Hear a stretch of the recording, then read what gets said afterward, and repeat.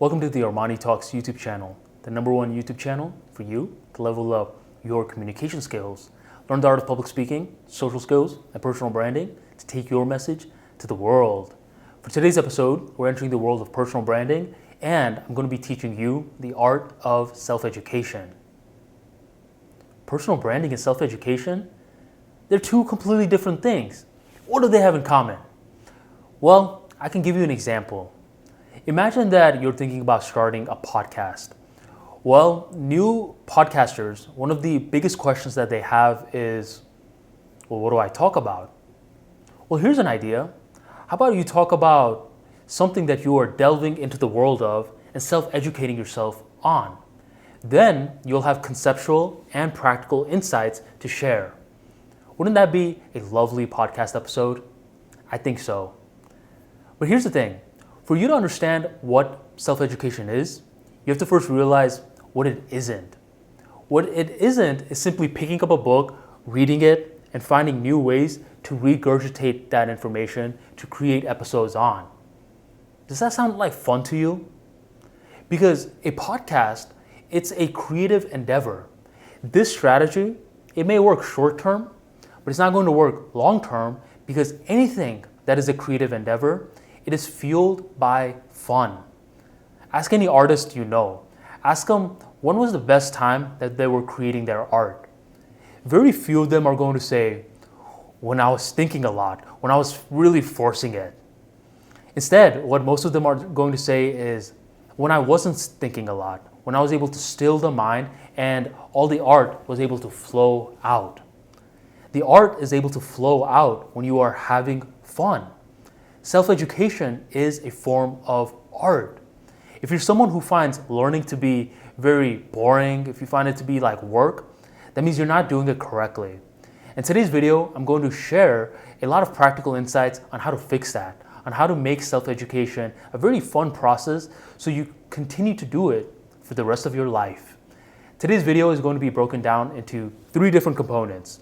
The first part, I'm going to talk about why self-education is important.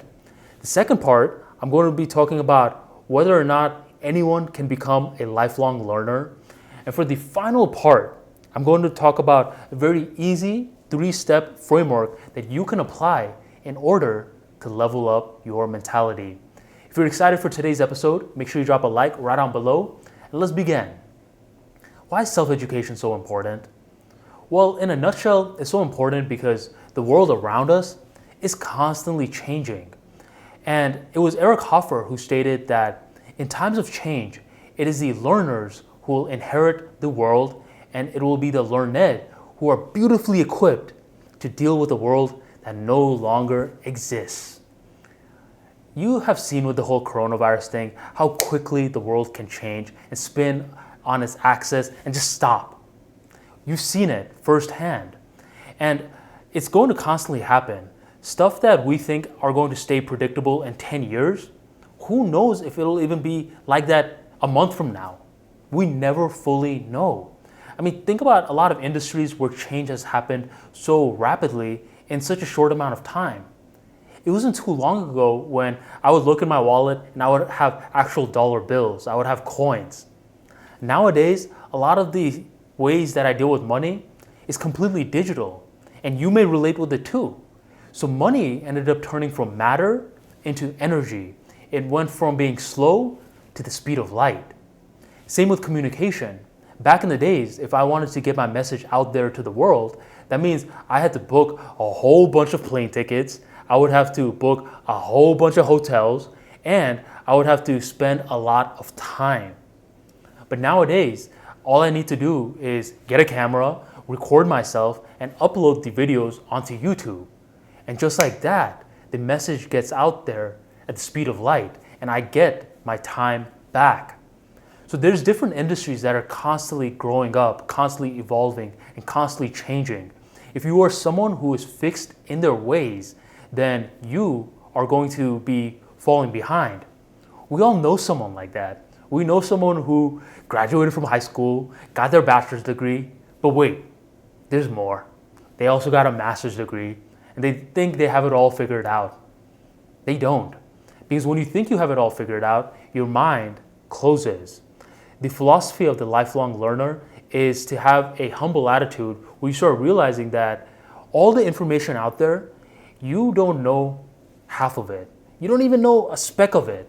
And that right there is when your mind starts opening up and you're able to enter the second part of this video. Can anyone become a lifelong learner? All right, Armani, don't tell anyone, but I was a very bad student in school and I think I'm a little too old. Is it too late for me to learn? Luckily, no, it isn't. And the reason why it isn't is because your brain is very plastic. It's able to constantly keep on changing. Neuroscience states that our neural pathways is able to constantly keep on evolving. Neurons that fire together, wire together. Now here's the beauty. Anytime that you learn a new piece of information, and I'm talking actually learn, not something that you just memorize and regurgitate, but you can explain to other people. Every single time you have situations like that, your brain physically alters and it physically changes. All you need to become a lifelong learner is desire and repetition. If you have those two, then you're going to constantly practice. Which brings me to the third part of this video. How do you learn?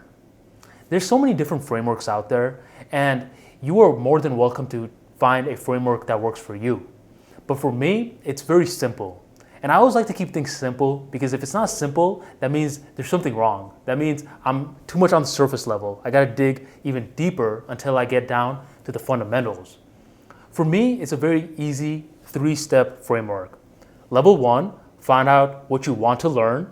Level 2, consumption. And level 3, production. That's it? That is it. Now let's go through each of these levels. Level 1, finding something to learn. So this can be broken down into 2 parts. Certain times in your life, you are forced to learn something where you have to learn it. And other times, it's something that you want to learn. Most of us are familiar with this because when we were in college, for example, our professor didn't come up to us and say, hey, what do you guys want to learn today? Let's go through that. Instead, they had a syllabus that they had planned out where they had different topics that you had to learn, otherwise you were not going to have a passing grade. And in the real world, it works like this as well. When I first started Armani Talks, I realized that I needed to market my message, I needed to collect leads, and eventually I needed to close the leads, aka make sales. I knew marketing before, I knew how to collect leads before, but sales was a rather new field to me. Luckily, my brother was in sales for most of his life, and he recommended the book Selling 101 by Zig Ziglar. This was a perfect situation of when I had to learn something. I enjoyed it, don't get me wrong, but this was a part of my business where unless I learned selling, I was not going to continue on for another year. But there's another form, which is learning what you genuinely want to learn as well. And this right here requires you to follow your curiosities. Public speaking, for example, no one sat me down and said, yo, Armani, you gotta learn public speaking. That wasn't the case. Instead, I got very curious about it and I decided to check out Toastmasters. It was something more primal. It was something that was completely internal. So this right here, for you to know what to learn because you're being forced to, it requires you to analyze your external world a lot more. Stay aware. And for this one, finding out what you want to learn, this requires you to analyze your internal world. Both are needed. And this right here starts off level 1, figuring out what you want to be self-educating yourself on. Which brings me to my next part, consumption. Consumption can happen in a multitude of ways. You can read a book on the topic you want to educate yourself on. There's YouTube channels for virtually any topics out there. There's podcasts. You can also find a mentor. You could create a mastermind. I mean, the opportunities are endless. Personally, for me, I like to start off a little bit more passive at first. I rather read, I rather do YouTube and podcasts, that kind of stuff, before I go hunting for a mentor. Some people, they do it the opposite ways. But for me, I typically wait on getting a mentor because when you're a beginner in any field, you have a lot of beginner questions. The more that you gain practical experience, which I'm going to be bringing up in level 3, the practical experience are able to make your questions more specific. So I recommend starting off in the digital stuff or just reading a book. You'll be surprised how much a book can give you the knowledge on the fundamentals before you go trying to gather a mastermind and finding a mentor. But all that falls into the consumption stage. And the final part is production. This is one of the most important parts. Well, there's only 3 parts, so all of them are very important. But the production is when you are getting all the knowledge from your consumption and you're actually applying it. So if I read this book, for example, and I'm just like, all right, well, I know selling, that right there isn't a good exhibition of production because I didn't apply the knowledge. For me to apply, I need to turn that potential energy into kinetic energy. I need to get the leads, call them, work with them, and eventually close some deals. And even if I don't close the deals, that's still a form of production because it's more experience that I can draw from later on. One of the biggest reasons for analysis paralysis is because people are stuck in consumption, but they think they're in production. So imagine that you have a genuine curiosity on starting a YouTube channel. So you got your curiosity down, you know what you want to learn. And then you start off the consumption phase.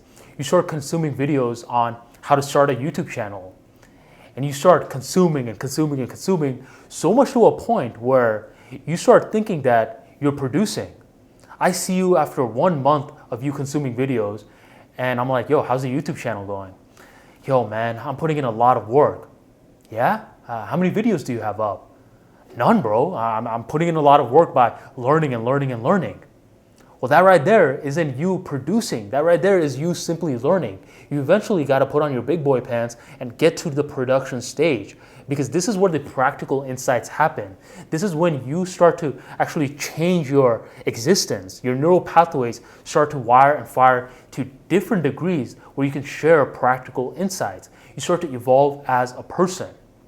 So that right there is the 3 steps of self-education. Find out what you want to learn, and it could be something that you have to learn, or it's a genuine curiosity. 2 is getting the right information on it. You can search for that information via digital content, books, or you can form a mastermind and get mentors. And 3, apply your knowledge. Keep on applying it. Eventually, you'll see yourself transitioning among all 3 of these. The more that you practice and actually produce, the more that you realize, wait a minute, I gotta learn more about this topic. So you start off at level 1, you consume, and then you apply again. The more that you apply, you're like, wait, I gotta consume a little bit more to understand what I'm doing wrong. You come back to level 2, and it becomes this beautiful cycle that leads to constant lifelong learning.